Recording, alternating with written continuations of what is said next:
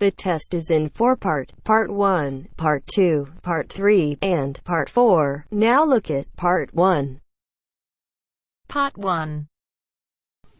When Mark and Jane arrived in Edinburgh, they discovered that Mark had left his camera on the train. At the Lost and Found office, he has to fill in a lost property form. First, you have some time to look at questions 1 to 4.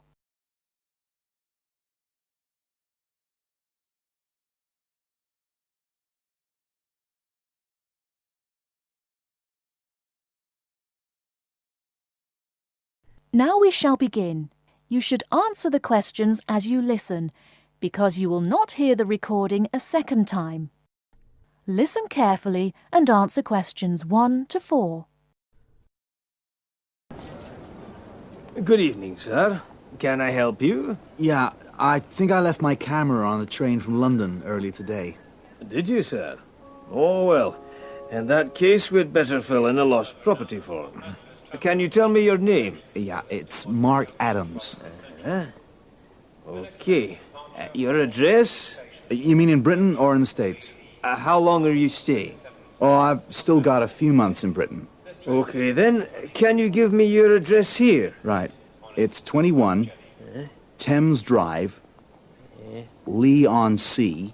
That's Leigh on Sea, Essex.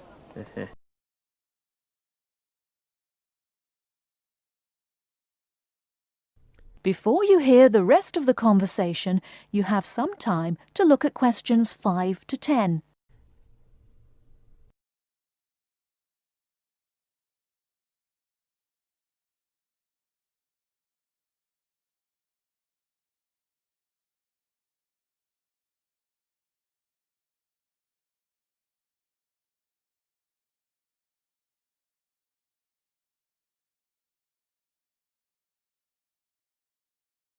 Now listen and answer questions 5 to 10. Do you want the phone number? Yes, I'd better have that. Okay, 0702 35211. Thanks. And you say it was a camera. What make and model? It's a Ricoh. Ricoh. How do you spell that? Ricoh. Okay, got that. Now, you say it was the London train. What time did it arrive in Edinburgh? At 4:55 this afternoon.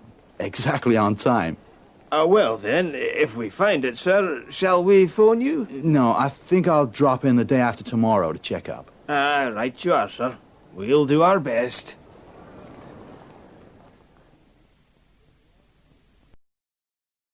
That is the end of Part 1. You now have half a minute to check your answers.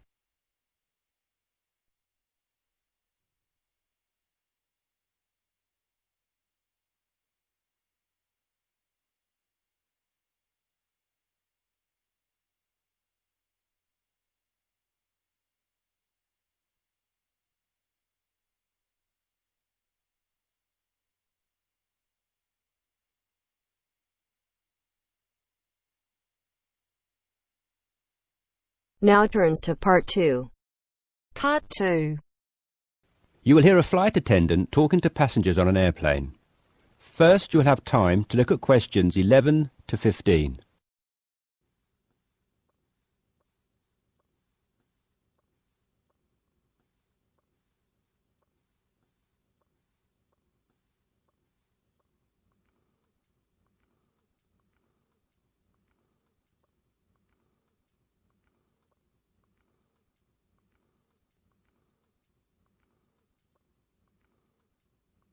Now listen carefully and answer questions 11 to 15. Good morning, everyone. I hope you all slept soundly overnight. I'm pleased to confirm that our flight is running on schedule and we expect to arrive in Christchurch at 8 a.m. local time. That's about 50 minutes from now. I've been advised by our pilot to warn you that there may be some turbulence on our descent.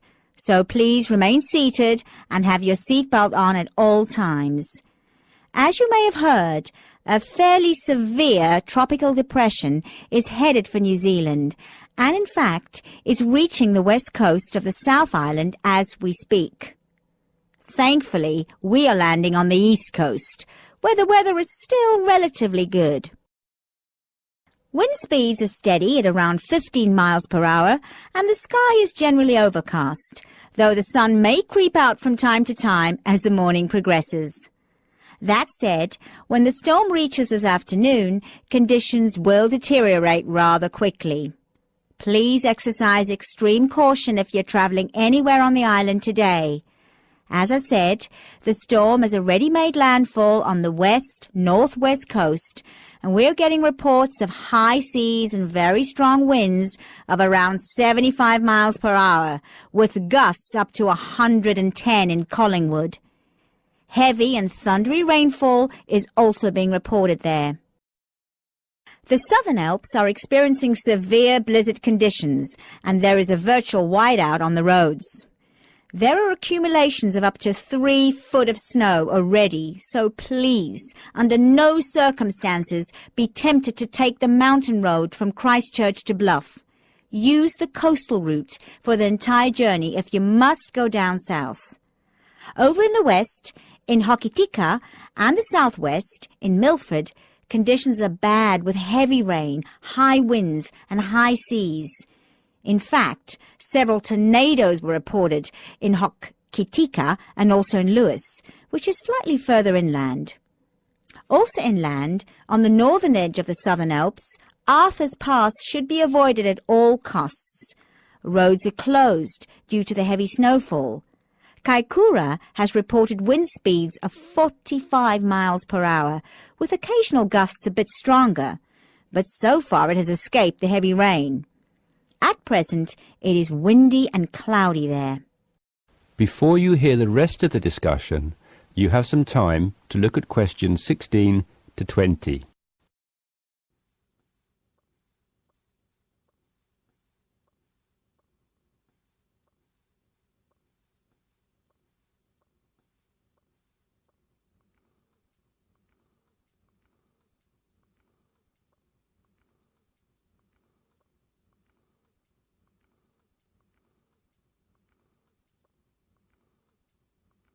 Now listen and answer questions 16 to 20.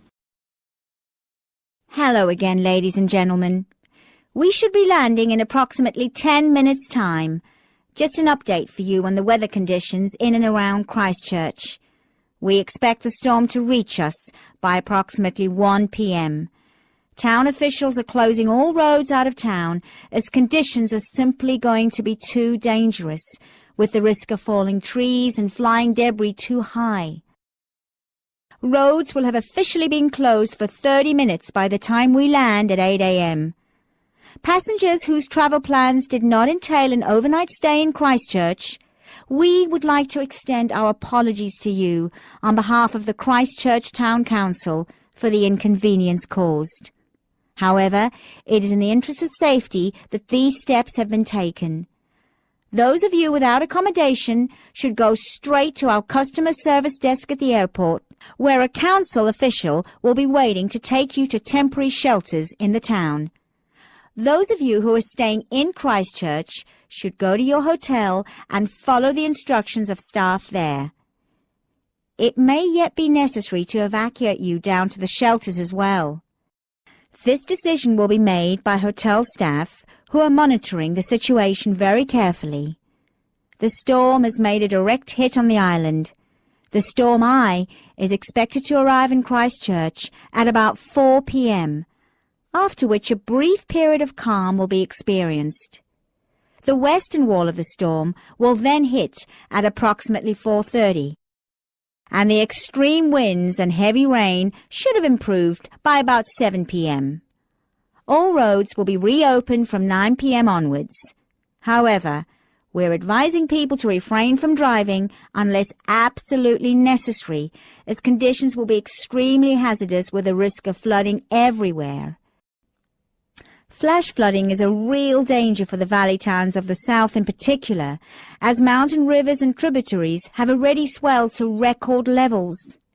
High winds have already caused massive power cuts in West Coast towns, and a string of major tornadoes have caused havoc across the Midlands.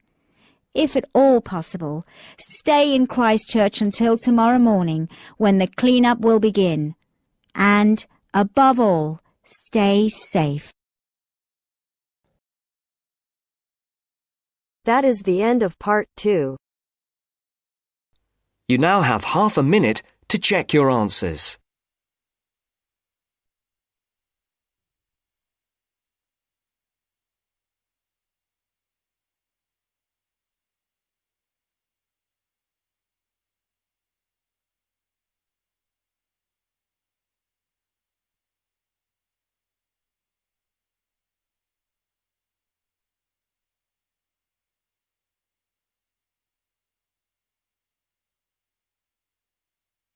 Now turns to part 3. Part 3. Now turns to part 3. Part 3. You will hear some students talking about an arts assignment. First, you have some time to look at questions 21 to 25.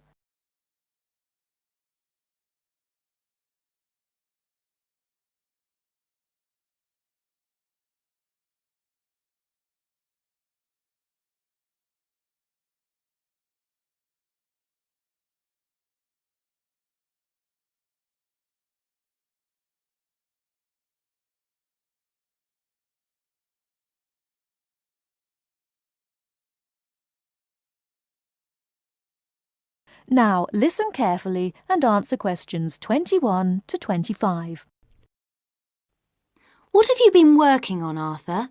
I've been looking into the funding of the arts by the Arts Association. Oh, Mr. Simpson gave you that topic, did he? Yes, it's not too difficult.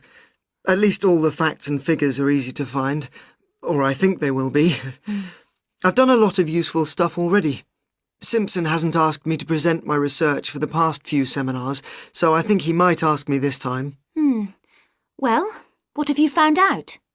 Well, it's big money at the Arts Association. £330 million from the government and £118 million from the lottery. Let me see, I've got my notes here. Now, the Arts Association mission statement tells us that it exists to develop, sustain and promote the arts. So that's clear. But then we need to know exactly how it can do this. However, before we get to that, there are certain issues which the association must take into account. What are those issues? They are, first, access. This is the idea that the arts mustn't be just for the few. Not just Italian opera, but pop concerts too. Something like that. Other issues are education, cultural diversity, social regeneration and social inclusion. All these are different ways of saying that the arts are for everyone. All right, but what does it actually do? It does what it wants, I think. The government does not interfere in its activities, but demands that it gets value for money for its funds. But there must be certain programmes that it carries out. Oh, yes. There is the touring programme, which is what it says. That is, a programme to support... Give money to? Yes, that's right. To support touring companies, for example, dance companies, orchestras and so on. There is also the recovery programme. What on earth is that? It's a financial programme to give extra money to organisations which are financially in a bad way, or which might have financial difficulties in the future. Like it says, it's for their recovery. It all seems very complicated. It is. Before you hear the rest of the talk, you have some time to look at questions 26 to 30.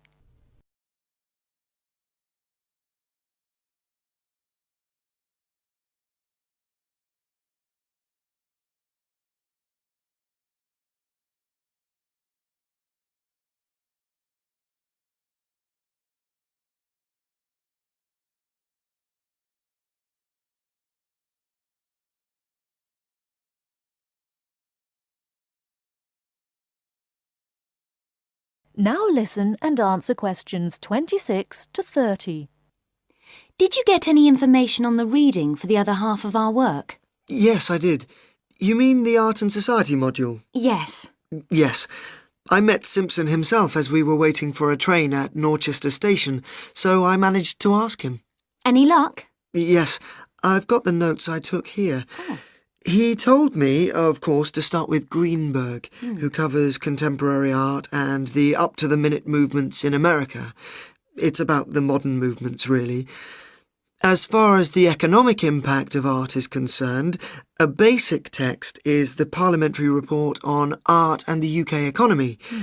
This gives lots of monetary facts and figures, but the figures are not very satisfactory, as, of course, a lot of the information is confidential and can't be published.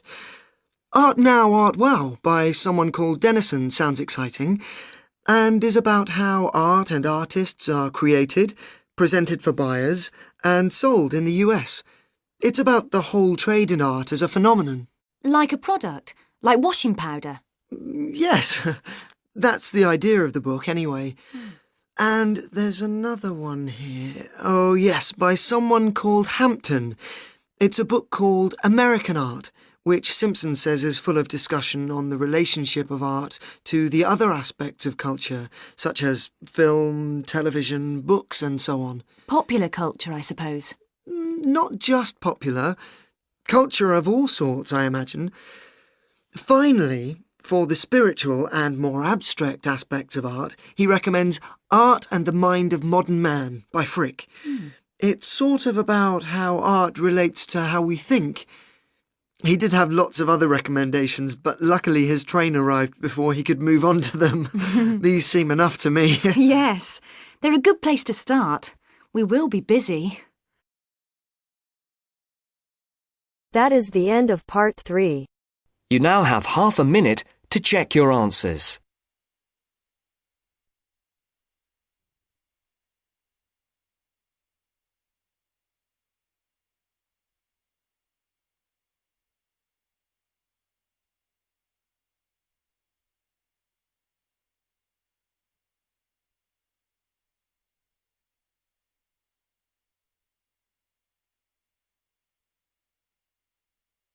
Now turns to part 4. You will hear part of a lecture about the school calendar. Listen carefully and answer questions 31 to 40. First, you have some time to look at questions 31 to 40.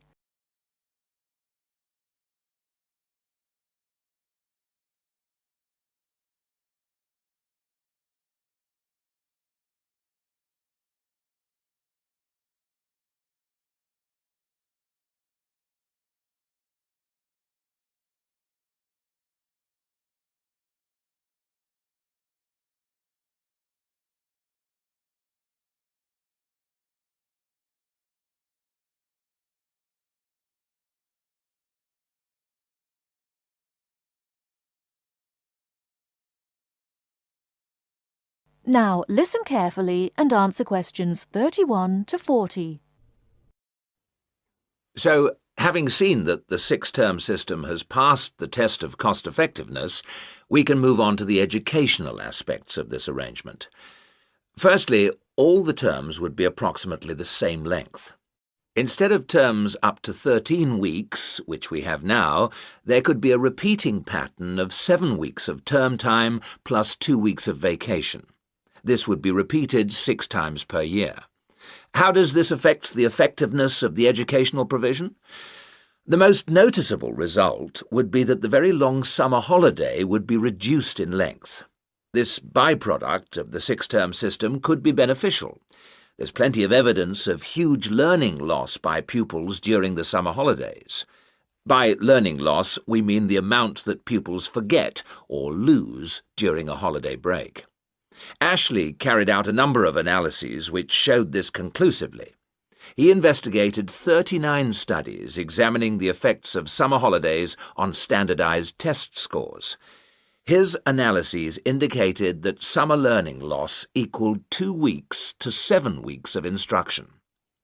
On average, children's test scores were 3 weeks lower than when they left school in the previous term. He also found differences in the learning loss effect according to subject. The subjects he analysed were reading, writing and maths, and he found that the effect was greatest in maths and reading. Furthermore, although all social groups experienced roughly similar learning loss in the field of maths, the studies found that disadvantaged children showed even greater losses in reading skills. So, the problem of learning loss in traditional schools is clear. However, the results of studies into the six-term system and learning loss are ambiguous. Marchmont found that pupils in six-term schools maintained their test scores after the shorter holiday period. This is certainly an improvement on the traditional system where, as we have seen, pupils perform worse after the summer break. Benson, however, found no differences between those in traditional schools and on the six-term schedule. It would seem reasonable that if long holidays result in learning loss, then shorter holidays should result in less learning loss. So we await the outcome of further studies. Historically, of course, everyone knows the reason for our system of 3 terms per year. In days when agriculture was of much greater importance in our working lives, it was essential that the children helped with the harvest. Later on, this changed, and more people moved into the towns. But then there was a new problem. Before air conditioning, it was very impractical to try to teach children in the summer months. Nowadays, that's no longer a barrier. One way of providing something different is the summer school. Here, there is a completely different kind of educational provision. Cooper and others investigated 93 summer schools and the results they achieved. They all had a positive effect on learning. Most summer schools, of course, have small classes, and class size was shown to have a positive effect. Additionally, summer school children usually benefit from a great deal of parental support, not least because payment of fees is involved, and this, as so often, was shown to produce very good outcomes. Results were most impressive, in maths in general. That is the end of part 4. You now have half a minute to check your answers.